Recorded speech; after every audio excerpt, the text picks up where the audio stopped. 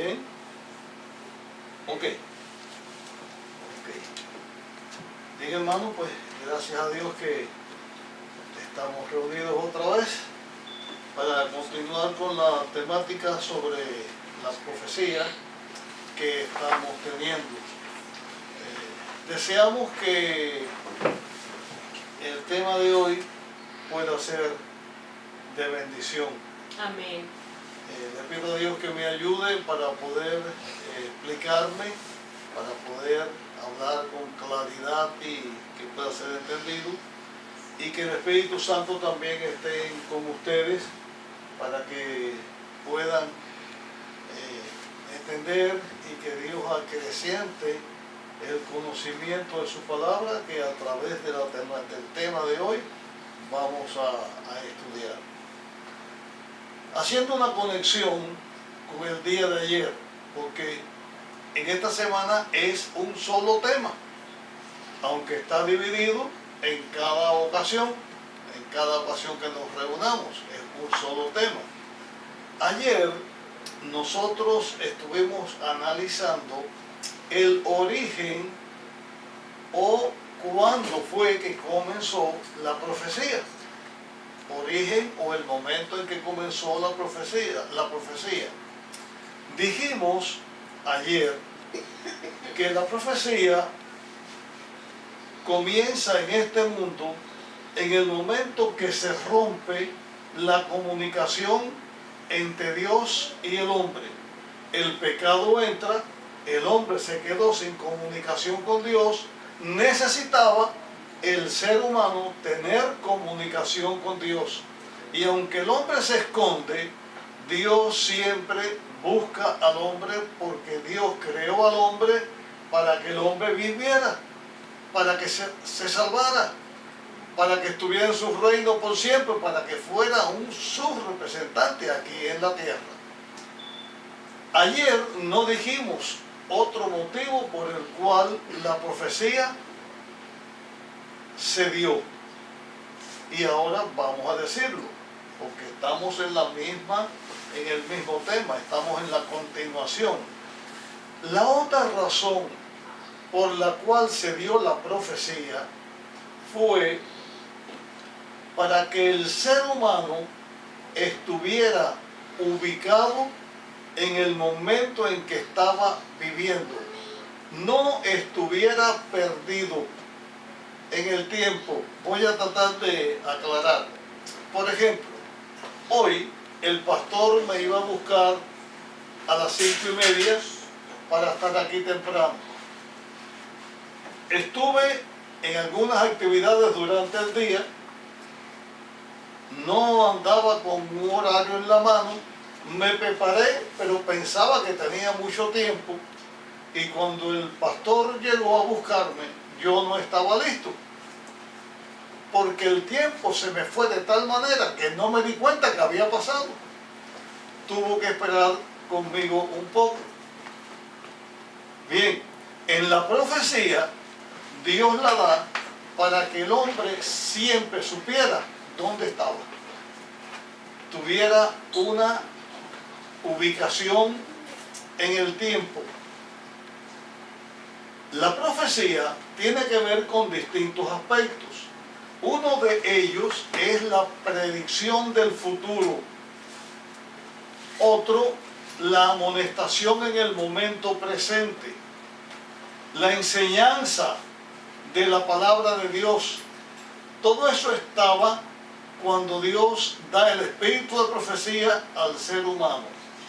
En cuanto a la ubicación del futuro o la revelación del futuro, Dios la da para que el ser humano sepa que Dios tiene el control. Dios, como Dios, creador y sustentador de todas las cosas, tiene el control. Por eso Dios, que para Él el presente, el pasado y el futuro es algo que está en sus manos, porque Dios lo sabe todo, Él en su misericordia y en su sapiencia le enseña al ser humano cosas que iban a suceder. Esas cosas que iban a suceder debían servir para la misma preparación del ser humano, para su seguridad, para su confianza y para estar en una posición donde Dios lo pudiera usar para que el hombre que conocía a Dios y conocía la palabra de Dios y conocía la profecía pudiera ayudar a otros seres humanos. O sea, otra de las razones de la profecía es que Dios, a través de ella, prepara a su pueblo para que su pueblo fuera el instrumento que Dios tuviera para alcanzar a los otros que no son pueblo de Dios. El pueblo de Dios es la iglesia. La razón por la cual la iglesia existe es para dar a conocer al ser humano que no conoce de Dios quién es Dios, qué cosa Dios ha hecho, qué cosa Dios va a hacer. El mismo ser humano en las manos de Dios se convierte en instrumento de salvación para el mismo ser humano. La profecía se convierte en un elemento de capacitación para la iglesia de Dios para estar segura de su propio triunfo y para ayudar a los demás seres humanos para que puedan alcanzar el triunfo.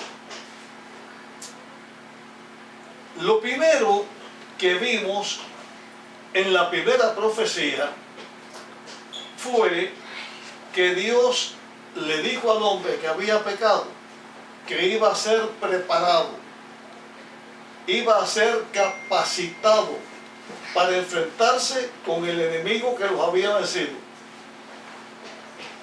Esa profecía que se encuentra en Génesis capítulo 3 y versículo 15 señalaba que Dios iba a dar un medio para salvar al hombre.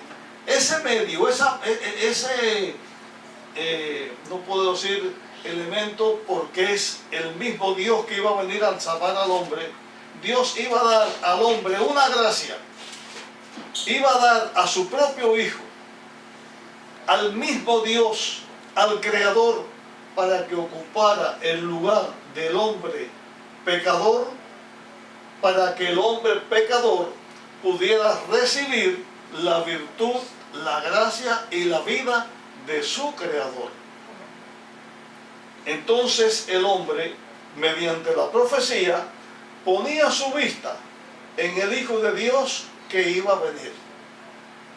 Para esto, en el mismo momento en que la profecía va a comenzar o está comenzando, Dios establece algunos aspectos que enseñan gran lección al ser humano para que el ser humano, a través del tiempo, a partir de ese momento, a través del tiempo, hasta nuestro tiempo, hasta que Cristo venga, el ser humano sepa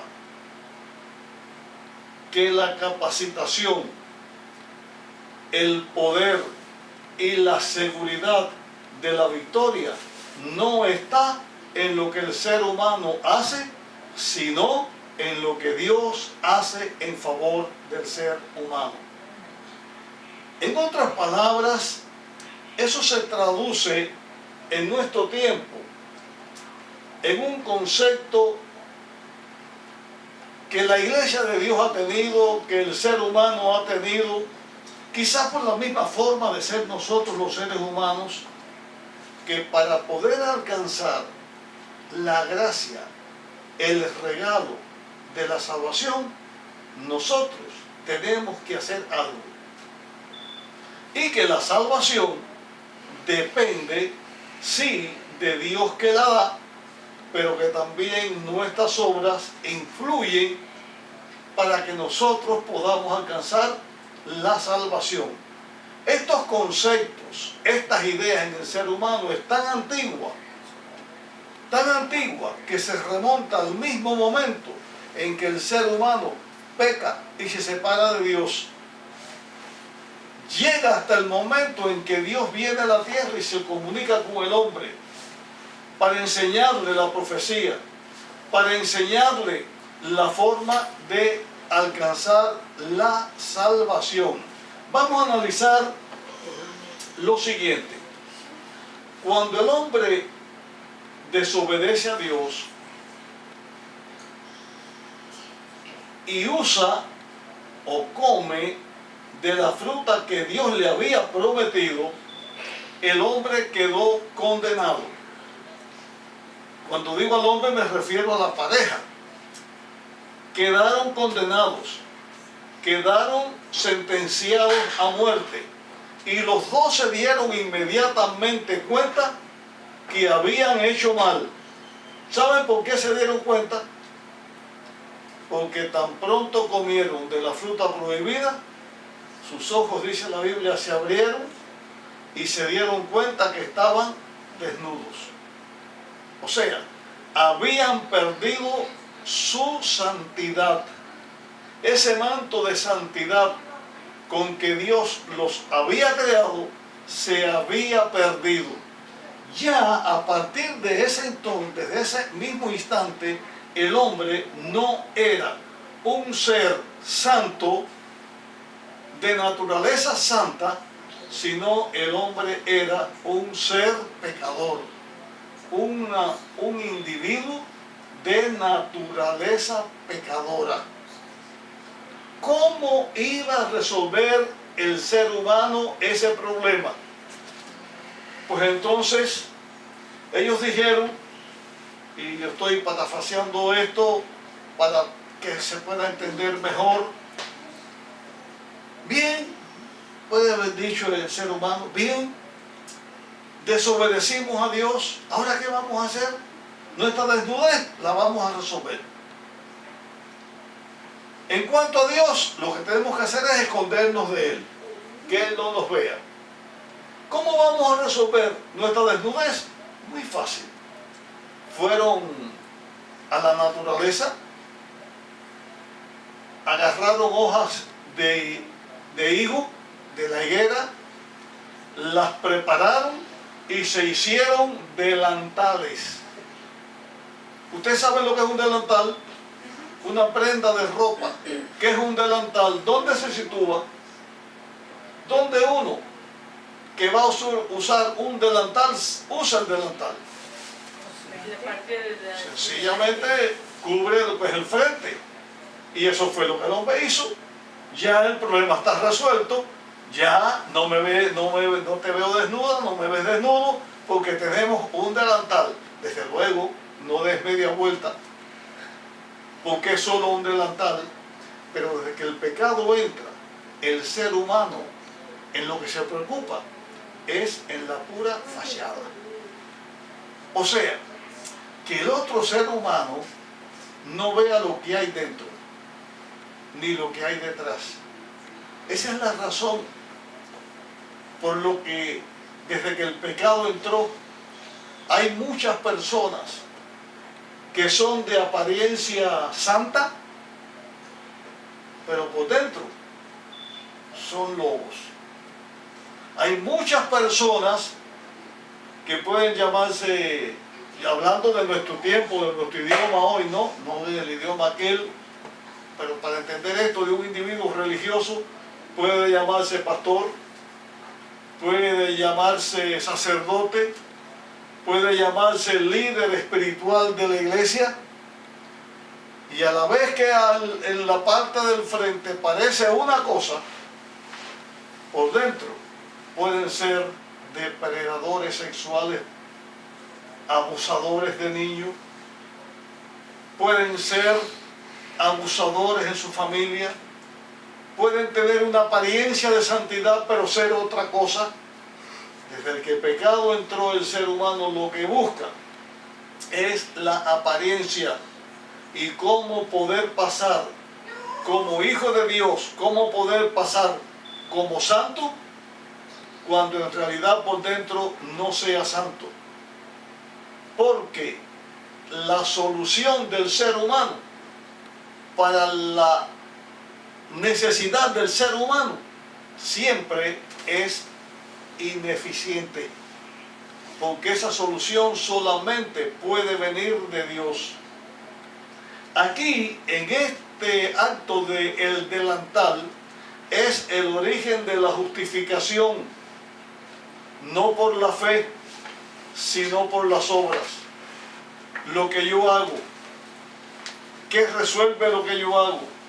Pero llega Dios y le dice al ser humano, mira, tu solución, sí, está la profecía que te va a ayudar, recibes mi mensaje, conoces el futuro, pero la solución de tu situación pecadora no es un delantal de hoja de higuera, es una capa de piel de animal. Una capa, un manto hecho con la piel de un animal. ¿Qué animal es el que se usó, el que Dios usó para hacer las túnicas con que vistió por delante y por detrás al ser humano que había caído? ¿De qué era la túnica? Cordero. De cordero. Para que Dios pudiera vestir al ser humano con túnica de cordero, ¿qué tenía que haberle pasado al cordero ese? Morir. Morir. Dios mata al cordero, le quita la vida al cordero para que el hombre se vista. Y ahí está la otra profecía. El Hijo de Dios iba a dar su vida para que el hombre pudiera salvarse. La profecía, para entenderla, en un tiempo en que no se escribía, porque cuando la profecía comienza, esa enseñanza pasaba a través de las personas, no se escribía, no había escritura en ese tiempo. Dios hablaba al ser humano, el ser humano escuchaba el mensaje y lo transmitía fielmente, porque el hombre tenía la capacidad de escuchar, de entender y de hacerse explicar. Y esa profecía pasaba de padre a hijo, y de padre a hijo, de padre a hijo, y así la verdad llegaba hasta el momento en que se escribió. Pero para que no se olvidara, Dios le enseña al ser humano no solamente que Él sacrifica un cordero para vestirlo, sino que le enseña a hacer un rito. Y ese rito era que el ser humano debía, a través del tiempo, de sacrificar un cordero. Ese cordero representaba al Hijo de Dios que venía a dar su vida para salvar al ser humano. Y eso se hacía de generación en generación, de generación en generación, y llegó al momento en que ya el pueblo de Israel, que salió de Egipto, estoy adelantándome a enseñanzas de otros momentos, ¿no?, en esta semana, pero debo decirlo aquí, cuando el pueblo de Israel sale de Egipto para hacer un sistema de sacrificios y algo que se puede entender, lecciones objetivas, Dios manda a Moisés que construya un santuario. Y a través de todos esos ritos que se hacían, del cordero que se sacrificaba, de todo lo que se hacía en el santuario y de todos los sacrificios anteriores, era la profecía que apuntaba hacia el Hijo de Dios que venía para salvar al ser humano. Como la profecía comenzó desde el momento en que el pecado entra, nosotros encontramos, aun cuando no había escritura, que hombres de aquellos tiempos dijeron profecías que tienen que ver con el fin de este mundo. Hubo un hombre tan cerca de Adán que era el séptimo desde Adán, en el sentido de padre a hijo, o sea, vamos a poner en las generaciones que vinieron, o el tiempo que transcurría en lo que vivía el padre, en lo que vivía el hijo, esa generación, la otra, y llegó al séptimo. Ese séptimo fue un hombre que entregó su vida a Dios y se convirtió en un profeta. No se conoce que haya escrito ningún libro. No se conoce ninguna palabra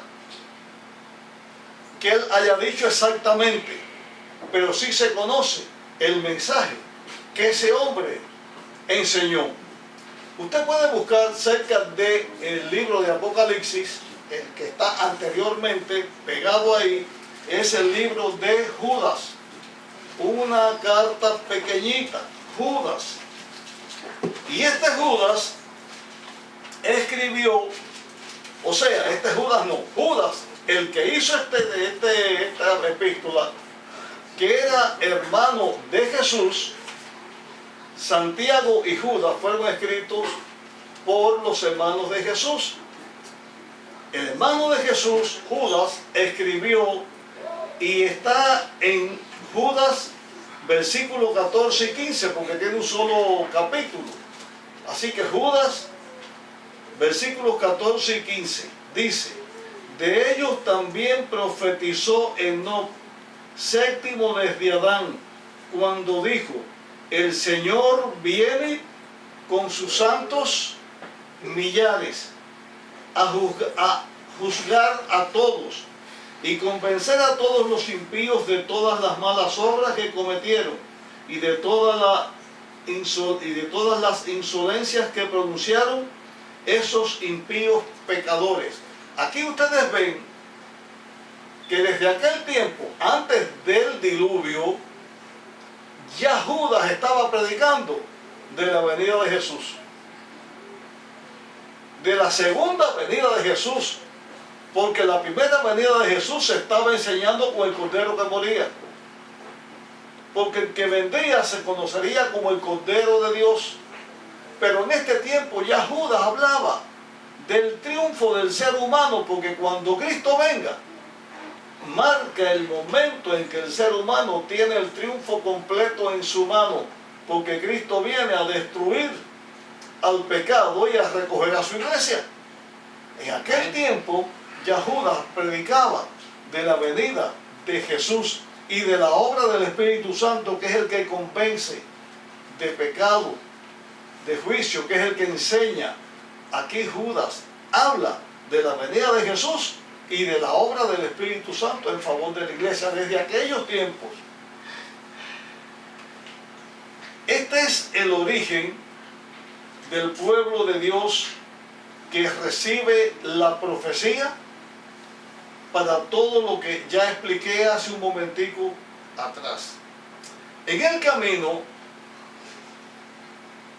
de la humanidad llegó un tiempo en que todas las cosas fueron a mal. El sentimiento del corazón del ser humano fue cada vez a lo peor. Y llegó el momento en que Dios dijo: ya no voy a soportar más al ser humano. Y levanta a un profeta que no escribió un libro, no se conoce de él ningún sermón, no se conoce una enseñanza, pero sí ese hombre fue el pregonero de justicia, fue el que predicó al ser humano que iba a ser destruido, fue el que enseñó que el mundo iba a ser destruido en un diluvio, llamó al ser humano al arrepentimiento, y Dios le dio al ser humano en ese tiempo 120 años. 120 años para que el ser humano no pereciera.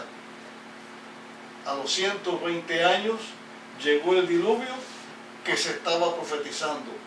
y la raza humana fue extinguida, pero no por completo, porque Judas ya en su profecía había enseñado que aunque pasara lo que pasara, el ser humano estaría hasta que Cristo viniera por segunda vez. De esa manera la profecía trae seguridad al ser humano. Porque Dios dice, y cuando Dios dice una cosa, es porque va a pasar, es porque va a suceder. Pasó el diluvio. La humanidad siguió en las personas de Noé, su esposa, sus hijos, las esposas de los hijos, y el mundo volvió a llenarse.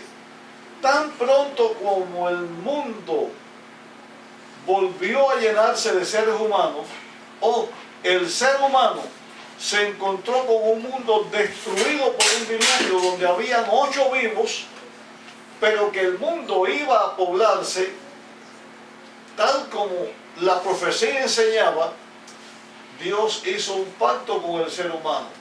Hizo un pacto con Noé, con el arco, pondré mi arco en el cielo. El mundo no iba a ser más destruido por un diluvio. Dios extendía su misericordia y su paz para el ser humano. Volvía otra vez a enseñarse el Cordero que iba a venir para salvar al ser humano. Tanto enseñaba la profecía acerca de esto, que cuando Cristo vino a la tierra, y Cristo viene donde estaba Juan para ser bautizado, ¿se acuerdan ustedes cómo fue que Juan le dijo a la multitud presente quién era Cristo? ¿Ustedes se acuerdan si Juan dijo, ahí viene Jesús de Nazaret? O ahí viene a Cristo. Cuando Jesús venía, Juan lo señala y dice, he aquí el Cordero de Dios que quita el pecado del mundo. ¿Cómo él lo sabía?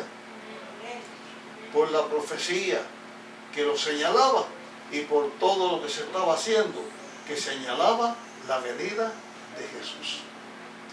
En la Biblia, Dios utilizó grandes profetas, o se habla en la Biblia que Dios utilizó grandes profetas, pero no se encuentra que esos profetas grandes hubieran escrito algo. Un gran profeta que se levantó, ustedes conocen su historia muy bien, y del otro que le siguió también, se levantó Elías. ¿Qué obra fue la que Elías hizo? Elías, la obra que hizo fue la de llevar a Israel, que se había separado de Dios y estaba adorando a dioses paganos, ayudó a Israel para que volviera en pos de Dios, para que se entregara a Dios. Ayudó a Elías a la nación israelita, no los judíos del sur, sino la parte del reino del norte donde estaban los israelitas. Los ayudó en hacer que el corazón de los hijos se volviera a los padres, el de los padres se volviera a los hijos. Preparó una nación para recibir la bendición de Dios, y Elías fue un gran profeta. Ustedes saben, volviendo a Enoc, ¿cómo fue que Enoc dejó de vivir en esta tierra? Dios usa a Enoc. Enoc predica de la venida de Jesús. Ahora Dios hace algo especial para demostrar que el ser humano va a recibir en su propia vida el resultado de lo que hizo en la tierra. Después de caminar Enoc con Dios, Dios llevó al cielo a Enoc. Y ahí viene otra profecía. Todo el que sigue a Dios tendrá su recompensa final. Amén. La recompensa final no es un mundo de pecado, sino un mundo de santidad y de gloria y victoria con Dios. Amén. Cuando Jesús llamó a Elías, Elías hace esta obra. Elías prepara una nación para que vaya con Dios. ¿Cómo fueron los últimos días de Elías? ¿Cómo fue que Elías terminó su historia en esta tierra? ¿Cómo fue que terminó su historia Elías en esta tierra? ¿De qué murió Elías? ¿Lo mataron? ¿De qué murió? Elías no murió. Se fue también. También Dios llevó a Elías al cielo. Y en la profecía entonces ahora Dios enseña que Elías fue llevado al cielo porque Elías va a representar a un grupo de personas, de hombres y mujeres fieles a Dios, que van a estar vivos hasta el momento en que Jesús venga. Amén. Elías representa a todos los que van a estar vivos hasta que Jesús venga. Amén. Otra enseñanza triunfal de la profecía. Elías, por orden de Dios, llama a Eliseo. Eliseo fue un profeta tremendo, pero tampoco se escribe en ningún lugar ni se enseña que Eliseo escribió tal libro o que Eliseo escribió aquí o allá. No se enseña que Elías escribiera aquí ni allá. Había una obra que hacer. En aquel tiempo Dios enseñó otra profecía. La misma profecía que se estaba diciendo desde el principio, que Dios vendría a la tierra, que Cristo vendría a la tierra, se haría un ser humano, se haría un hombre para salvar al hombre.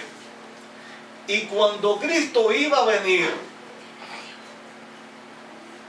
Dios enseñó a través de profetas que sí escribieron en la Biblia que Dios enviaría otra vez a Elías en este momento para preparar el camino del Mesías que iba a llegar. Ese Elías que iba a venir no era Elías que iba a resucitar o venir del cielo, sino un hombre que Dios levanta para una obra especial. Ese hombre se conoció con el nombre de Juan el Bautista. Cuando Jesús llega, ustedes pueden buscarme ahí el libro de Gálatas capítulo 4 y versículo 4. En la misma profecía, cuando Jesús llega, en la Biblia, el apóstol Pablo escribió cómo fue que Jesús llegó y cómo fue que nació. ¿Alguien tiene Gálatas 4:4 que lo pueda leer en voz alta? Pero cuando se cumplió el tiempo, Dios envió a su Hijo, nacido de mujer, nacido bajo la ley. Cuando llegó el tiempo, Sí. Dios envió A a su Hijo. ¿Quién es su Hijo? Jesús. Jesús, el mismo Dios, el Creador, nacido de mujer. O sea, la profecía enseña que el mismo Dios hizo algo asombroso. No se puede eso, no se puede comprender, es un misterio. Cómo el Dios Creador se hizo un embrión y entró al útero de una mujer. Y cómo el Dios Creador y que sostiene todo el universo comienza a crecer desde un parecido a lo mismo que el ser humano, un huevo fecundado, y comienza a desarrollarse. Cómo el Creador comienza a crecer así, si hace un humano. Para esa obra Dios envía a Juan el Bautista a preparar el camino para Dios. Nace Cristo, el Hijo de la mujer. ¿Se acuerdan cuando leíamos ayer de la simiente de la mujer? Cristo fue el cumplimiento de la profecía. Amén. Juan el Bautista fue el Elías que preparó el momento. Y ahora, hermanos, escuchen lo que les voy a decir, que la profecía enseña. Y yo les pregunto a ustedes, Si en la primera venida de Jesús Dios utilizó a alguien para preparar el camino para la venida de Jesús, a ese alguien le llamó el Elías que iba a venir. ¿Creen ustedes que cuando Cristo vaya a volver a la tierra por segunda vez en su segunda venida, que Dios también enviará a Elías para preparar el camino para la venida de Jesús? Así como se levantó Juan el Bautista como en Elías, Dios tiene en estos tiempos preparando el camino para la venida de Jesús a Elías. Ese Elías ya no es un hombre, es un pueblo, es una iglesia que prepara al mundo con la misma obra de Elías, volviendo el corazón de los padres a los hijos, de los hijos a los padres, una obra especial de preparar un pueblo para venir al encuentro con su Dios. Amén. Cuando Cristo vino la primera vez, creció, alcanzó la estatura de la juventud del ser humano, comenzó su ministerio en la tierra, tuvo un periodo de 3 años y medio en su ministerio, llamó hombres para que lo siguieran, los discípulos, los apóstoles, estableció una iglesia, estableció la iglesia cristiana. Cuando Jesús hizo esa obra, no fue la única obra que hizo, sino que fue la obra especial para la cual la profecía lo había señalado. Era la salvación del ser humano, de todos los que habían vivido antes de él, de todos los que estaban vivos en su tiempo y de todo ser humano que viviera en cualquier tiempo de la historia del mundo.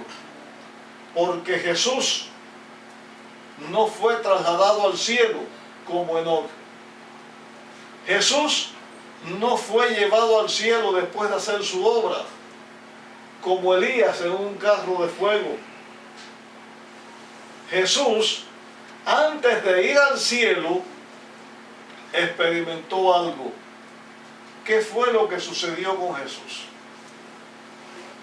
¿Qué fue lo que sucedió con Jesús? ¿Cómo terminaron los días de Jesús como hombre en este mundo? ¿Cómo fue que terminó su existencia? Muriendo. Muriendo. ¿Pero dónde murió Jesús? En una cruz. Murió en una cruz. ¿Por qué murió en una cruz? Jesús muere en la cruz para pagar la deuda del ser humano. Por eso era el Cordero de Dios. Cuando Jesús muere en la cruz, el pecado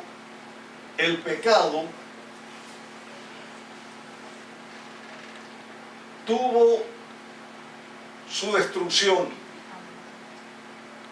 El pecado es el producto de la desobediencia del hombre hacia Dios. El pecado es estar sin Dios. El pecado, violación de la ley de Dios. Todo eso hizo el hombre.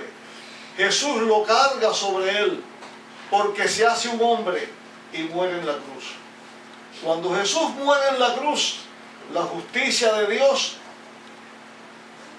es vindicada, porque el pecado trae la muerte y el pecado trajo la muerte, pero no del ser humano, sino de Jesús, que ocupó el lugar del ser humano. Amén. Pero también en la cruz hubo otro elemento, y voy a tratar de explicárselo con esto que está aquí. A ver, ¿dónde está? ¿Dónde está? Hay un cuadro que yo vi aquí, quizás está detrás de la pantalla, o está aquí delante, donde está Jesús. No, ahí está. Okay, ahí lo tienen. Está Jesús como señalando a la ley. Y muchas veces nosotros somos dados a poner la ley. Y díganme ustedes una cosa, porque eso sucedió en la cruz. ¿Qué es más importante? ¿La ley de Dios o el amor de Dios?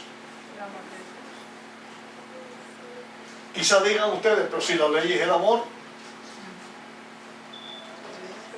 Pero hay una cuestión. El hombre era pecador. Después que pecó, era pecador. Sí. ¿Qué hombre hay en el mundo que no sea pecador? Por lo tanto, el hombre violó la ley. ¿Tenía que morir? Sí. Sí. El hombre muere. Pero ¿murió en quién? En Jesús, que ocupó su lugar. ¿Por qué Jesús murió? Porque de tal manera amó Dios al mundo, que dio a su Hijo para que en Él cree, no se pierda, sino que tenga la vida eterna. La justicia y la misericordia de Dios se encontraron en la cruz. Amén. Y por ese motivo, el hombre fue salvo, fue vindicado.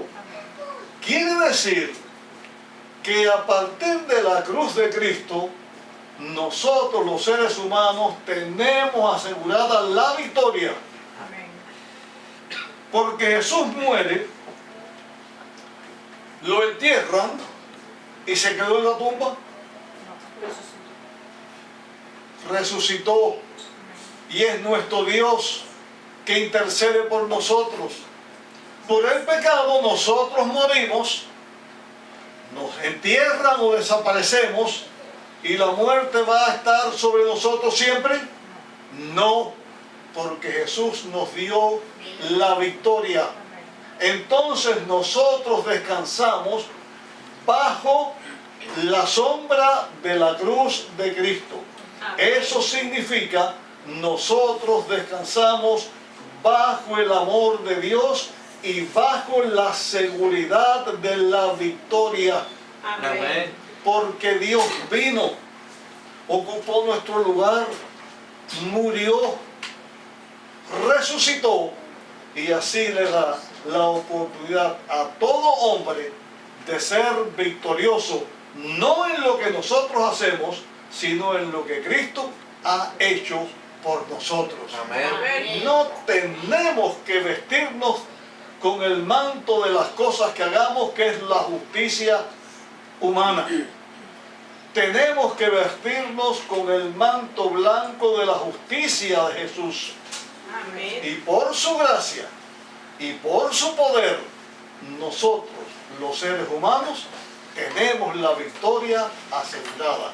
La profecía nos da un mensaje de victoria y de seguridad. Yo agradezco a Dios y le doy las gracias por esto que Él ha hecho por nosotros. Amén. Mañana, que continuamos con nuestra temática, vamos a ver en esa temática que Dios tiene también una seguridad muy grande para todos sus hijos. Para todos sus hijos, que en Él seamos victoriosos. Dios nos bendiga, hermanos. Mañana nos encontramos otra vez. Amén. Amén.